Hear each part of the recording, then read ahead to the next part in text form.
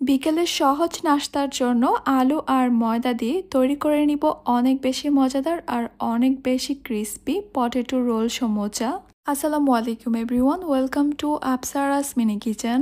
ঘরে থাকা অল্প কিছু উপকরণে একদম ঝটপটভাবে তৈরি করে নিতে পারবেন এই পটেটো রোল সমোচাগুলো। বিকেলের চায়ের সঙ্গে খেতে কিন্তু এই মুচমুচে সমোচাগুলো অনেক বেশি ভালো লাগে। প্রথমে আমি ময়দার খামিরটা তৈরি করে নিব। একটা বোলে নিয়ে নিচ্ছি 1 কাপ ময়দা, সঙ্গে দিয়ে দিচ্ছি হাফ চা চামচ লবণ, দিয়ে দিচ্ছি 2 টেবিল চামচ তেল। এবার এই সব কিছুকে আমি প্রথমে একটু ভালোভাবে মিশিয়ে নিব। 1 কাপ ময়দা থেকে বেশ অনেকগুলো সমোচা তৈরি হবে, তাও যদি আপনারা চান আরও কমিয়ে বা বাড়িয়ে নিতে পারেন ময়দার পরিমাণটা।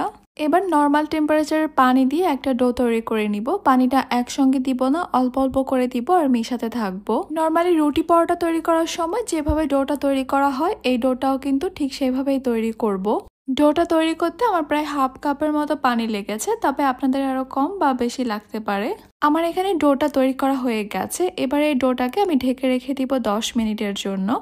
আর এভাবে 10 মিনিট রেস্টে রাখলে কিন্তু ডোটা অনেক বেশি সফট আর মসৃণ হবে। এখন আমি আলুর পুরটাকে রেডি করে নিব। একটা মিক্সিং বোলে নিয়ে নিচ্ছি 2টা সিদ্ধ করা আলু। আলুগুলোকে ছোট ছোট টুকরো করে আমি সিদ্ধ করে নিয়েছি।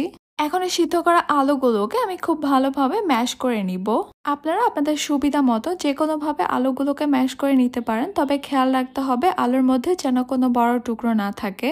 এবার আমি এখানে দিয়ে দিব 2 টেবিল চামচ কর্নফ্লাওয়ার, দিয়ে দিচ্ছি হাফ চা চামচ লাল মরিচের গুঁড়া, কালো গোলমরিচের গুঁড়া দিয়ে দিচ্ছি 1/4 টিস্পুন, ধনিয়া গুঁড়া দিয়ে দিব 1/4 টিস্পুন, দিয়ে দিব ভাজা জিরার গুঁড়া 1/4 টিস্পুন, আদা গুঁড়া দিয়ে দিব হাফ চা চামচ, রসুন গুঁড়া দিয়ে দিব হাফ চা চামচ। যদি আদা রসুনের গুঁড়া আপনাদের হাতের কাছে না থাকে তাহলে কিন্তু আপনারা চাইলে বাদ দিতে পারেন। লবণ দিয়ে দিচ্ছি 1/4 টিস্পুন, দিয়ে দিচ্ছি চিলি ফ্লেক্স 1/4 টিস্পুন। ঝালের পরিমাণটা যদি কমিয়ে খেতে পছন্দ করেন তাহলে চিলি ফ্লেক্সটা বাদ দিতে পারেন।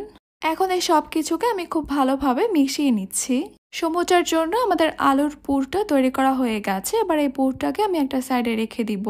প্রায় 10 মিনিটের মতো রেস্টে রাখার পর কিন্তু এই ডোটা এখন অনেক বেশি সফট আর মসৃণ হয়ে গেছে। এবার এখান থেকে কিছুটা ডো নিয়ে আমি একটা ভারী আর একটু বড় সাইজের একটা রুটি বেলে নিব। নর্মালি রুটি পরোটা আমরা যেভাবে পাতলা করে তৈরি করি, এই রুটিটা তার থেকেও একটু ভারী করতে হবে আর একটু বড় করে বেলতে হবে। রুটিটা বেলা হয়ে গেলে আমি রুটির ঠিক মাঝখানে একটা ছোট বাটি বসিয়ে দিব। বাটিটার চারপাশে আমি আলুর পুরটাকে ছড়িয়ে দিব। খুব বেশি ভারী করে আলুরের পুরটা দেওয়া যাবে না, চেষ্টা করবেন পাতলা একটা লেয়ার করে দিতে। চারপাশে খুব ভালোভাবে আলুরের পুরের লেয়ারটা ছড়িয়ে দেওয়ার পর মাঝখানের বাটিটা আমি তুলে নিব। এবার এই রুটিটাকে আমি 15 থেকে 16 ভাগে কেটে নিব। আপনারা ঠিক যেভাবে দেখতে পেলেন সেভাবেই কেটে নিতে হবে। এরপর মাঝখানে যে খালি জায়গাটা দেখতে পাচ্ছেন এখানে আমি সামান্য পানি লাগিয়ে নিব। এতে করে আমাদের সমোচাগুলো রোল করার পর রোলটা খুলে যাবে না। আর দেখতেই তো পাচ্ছেন রোলগুলো ঠিক কিভাবে করে নিয়েছি। একদমই সহজ একটা ব্যাপার, একটু খেয়াল করলে আপনারা বুঝতে পারবেন। এইভাবেই বাকি সবগুলো রোল তৈরি করে নেওয়ার পর আমি এগুলোকে ভাজতে চলে যাব।